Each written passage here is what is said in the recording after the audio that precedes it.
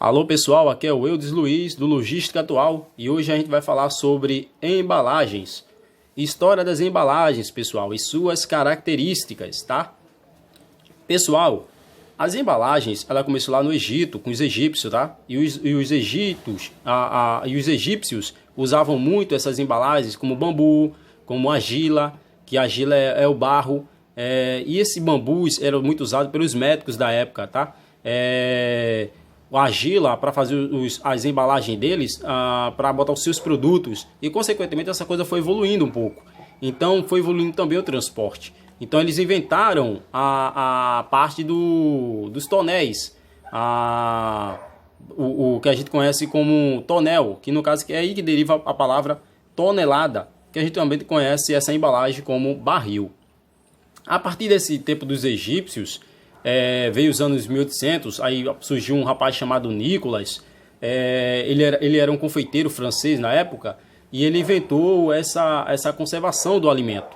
E veio dois outros rapazes nessa mesma época, chamados Auguste e Peter, e consequentemente eles patentearam essa ideia e fizeram a conservação de alimentos enlatados, que foi aí que começou a surgir o modo de se pensar em alimentação de outra forma.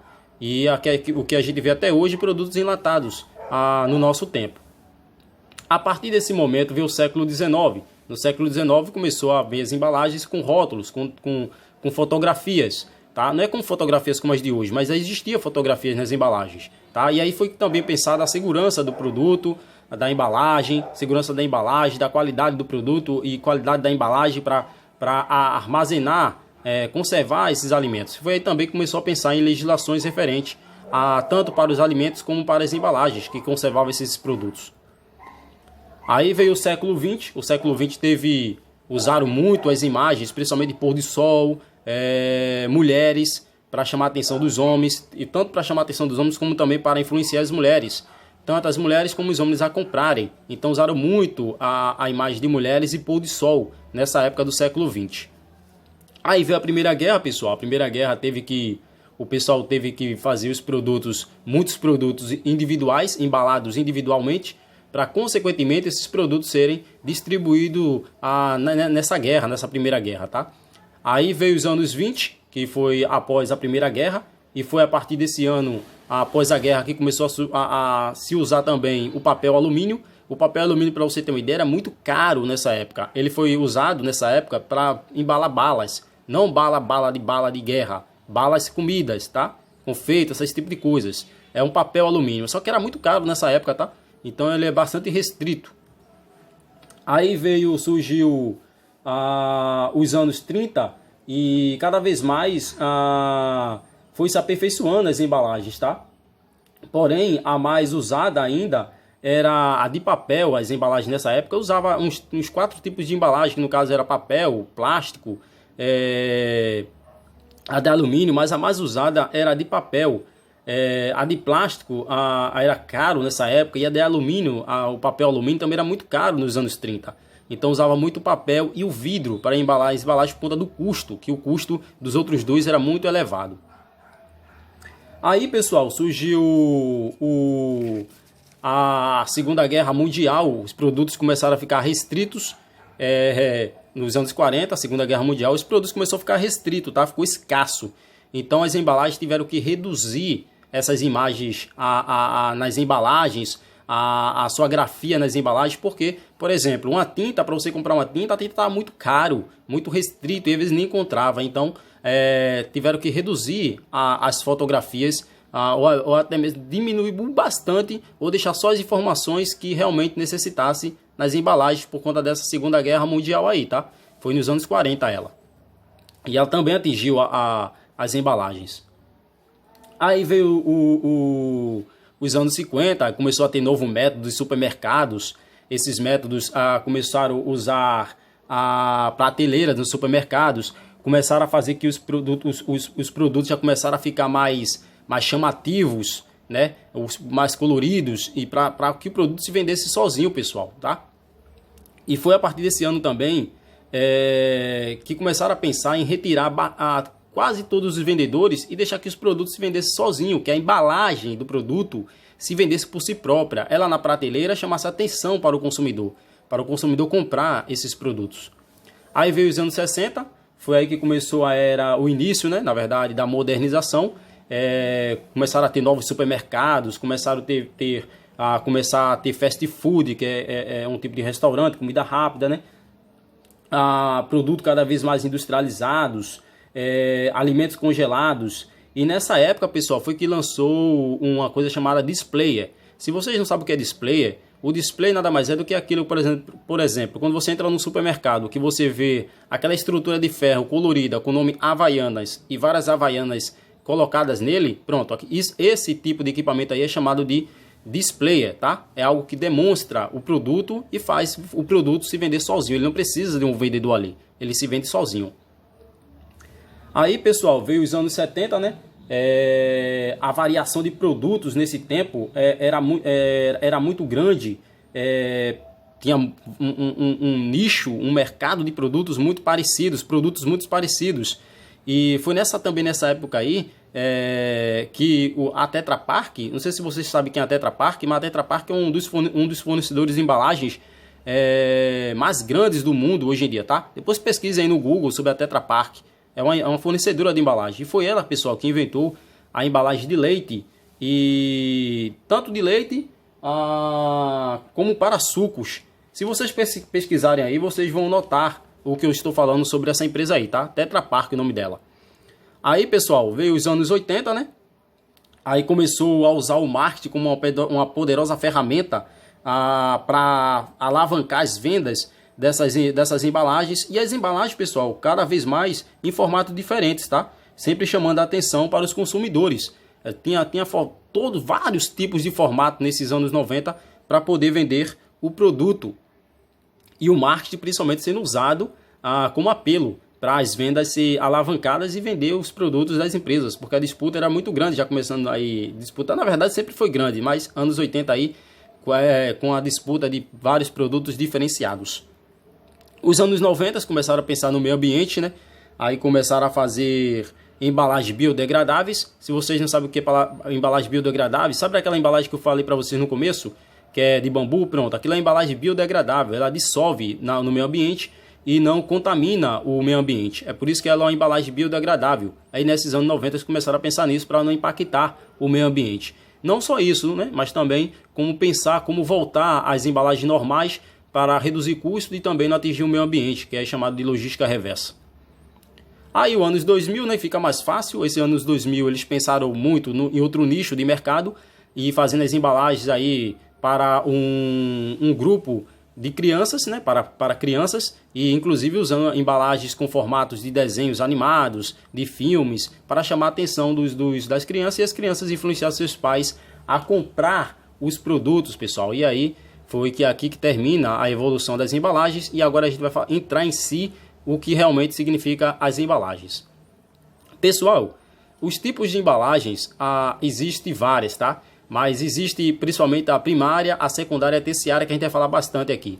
Mas existe a quaternária e a quintenária. Eu vou dando exemplo conforme o vídeo vai andando. Pessoal, aqui existe a embalagem primária. E o que é a embalagem primária, Ildes? A embalagem primária, pessoal, nada mais é do que a embalagem que contém o produto. Por exemplo, essa aqui tem uma embalagem com sal. O sal está dentro dessa embalagem, então isso é a embalagem primária. Aqui tem uma de perfume. O perfume está dentro dessa embalagem, então é a embalagem primária. Aqui tem uma embalagem de tinta, a tinta está dentro dela, isso é a embalagem primária. E aqui, pessoal, tem duas embalagens, que é para colocar relógios. Por exemplo, essa aqui é uma embalagem primária e isso aqui é uma secundária. Porque essa embalagem primária aqui, que bota o relógio dentro, ela vai dentro dessa outra aqui. Por isso que essa daqui é secundária, tá? Vamos para a embalagem secundária agora, pessoal. A embalagem secundária, pessoal, nada mais é do que a embalagem que entra a primária. Por exemplo, em cada quadradinho desse aqui, ó, tem que entrar as embalagens primárias. E quando a embalagem primária entra aqui, essa aqui tem a função de secundária. Se você ver aqui, ó, isso são embalagens primárias, que contém o produto. E aqui são embalagens secundárias, que protege a primária. Isso aqui, pessoal, é chamado de unitização. O que é unitização, Eudes? É a junção das mercadorias para facilitar a movimentação. E a embalagem secundária também tem essa função, de facilitar tanto a movimentação, o transporte dessas embalagens, como o armazenamento delas. E também para conferência e para inventários. O que é inventário, Eudes? É a contagem do produto para ver se está batendo o físico, o que tem no seu estoque com o sistema, o que tem na sua armazenagem com o sistema. E aqui facilita a conferência, entendeu? Porque se aqui tem uma camada de X caixas, vezes a altura, dá o total dessa junção de caixas. Então a caixa secundária ela facilita esse tipo de movimentação e armazenagem. Existe a embalagem terciária, pessoal, que a embalagem terciária nada mais é do que a embalagem que protege a secundária e a primária. Então, por exemplo, é só isso? Não. Essa embalagem também serve para produtos que não têm uma dimensão muito boa para ser transportado. Por exemplo, um motor poderia ser transportado aqui facilmente. Por quê? Porque essa caixa aqui de madeira, ela protege tranquilo um motor e não vai avariar ele no transporte. Aqui nesse caso aqui, ó, existe a embalagem terciária protegendo a embalagem secundária e, consequentemente, dentro dessa secundária aqui de papelão, deve existir uma primária. Aqui, pessoal, como eu falei a vocês, ó, existe a embalagem primária, que tem o produto, a secundária, a terciária, a quaternária, a quintenária. Quanto mais vai aumentando o nível, mais a embalagem vai tendo outra função, tá? Vamos conhecer as características das embalagens. Existe a caixa de papelão, bastante usada em qualquer lugar que você vá para colocar os produtos, principalmente na hora de transportar e armazenar esses produtos. Existe caixa de madeira, que é para produtos que não tem um layout, um desenho, como o motor, por exemplo. É usado bastante caixas de madeira para levar esses motores, porque não tem uma dimensão certa. E essas caixas elas são montadas diretamente no produto, tá? Existem os sacos. O saco é bastante usado para, por exemplo, de papel para cimentos, cal, de plástico, para aqueles sacos de verduras, de frutas, tá? Então existem esses tipos de saco. Existe de panos, que é para arroz, feijão, que a gente chama de commodities. Commodities é produtos a granel, como arroz, feijão, tá? Então esses sacos também são usados para esse tipo de transporte e é uma embalagem também. Existem os engradados, os tambores, as barricas. Os engradados também existem de plástico, que é aquele, por exemplo, que você vê o pessoal levando os vasilhames de cerveja, os vasilhames de Coca-Cola, de Guaraná, de refrigerante, tanto faz. Aqui é um engradado de madeira. Esse engradado de madeira, pessoal, ele serve muito para, por exemplo, colocar verduras ou transportar um motor dentro dele. E esse motor e essa embalagem ela é montada, inclusive, no motor. Ela não é feita para depois o motor ser colocado dentro, não. Ela é montada no motor para ficar bem ajustado no motor. Existem os tambores, que é usado bastante para petróleo, para óleo, tá? Então usa esses tipos de embalagem, que são chamados tambores. Aqui as barricas, também conhecido como tonel, né, ou barril, que é muito usado para vinhos, essas barricas. Existem as bombonas, os tambores e as latas. As bombonas, muito usadas para produtos químicos, como detergentes, né? Detergente, cloro, esses tipos de desinfetante, esses tipos de produtos químicos. Existem os tambores, usados muito para sabão em pó, ou então para sucos, esse tipo de tambores aqui, tá? Existem as latas, que hoje a gente vê bastante aí, então, para conservação de alimento, como eu falei lá atrás no vídeo, ou para vários tipos de produtos, como solvente, tintas. Então as latas aí estão numa gama muito grande dentro da logística. Existem as bobinas, quando você vai no supermercado, que você pega aquele comprovante que você pagou alguma coisa, pronto, se usa assim as bobinas. Aquilo é uma bobina que tem ali dentro, tá? E existe bobina também para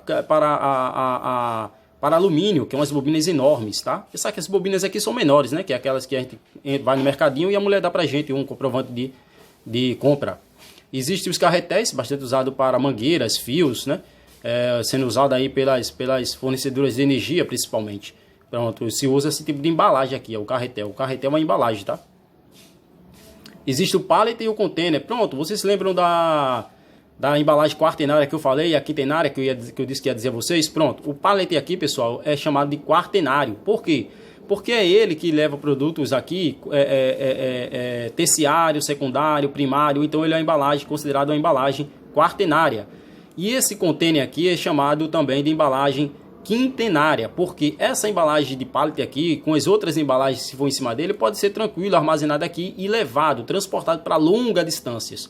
Então o container é chamado de embalagem quintenária, tá? Quanto mais a camada vai aumentando, como eu mostrei a você lá na embalagem de papelão, que tinha a primária, secundária, terciária, quaternária, quintenária, quanto mais a camada vai aumentando, mais o seu nome vai mudando, tá? E depende de como a gente está interpretando essa embalagem. Mas no caso em si, por não ter nada, mesmo não tendo nada em cima dessas embalagens, ela é chamada de quartenária. E mesma coisa essa embalagem aqui, ela é chamada de quintenária.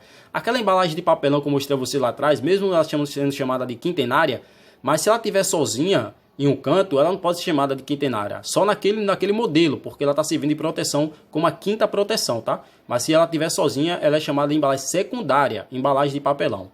Pessoal, é isso. Eu espero que vocês tenham gostado até, tá? Abraço para vocês aí e até a próxima aula. Obrigado por estar aí no meu canal e dar um like aí, me ajuda aí, que tamo juntos.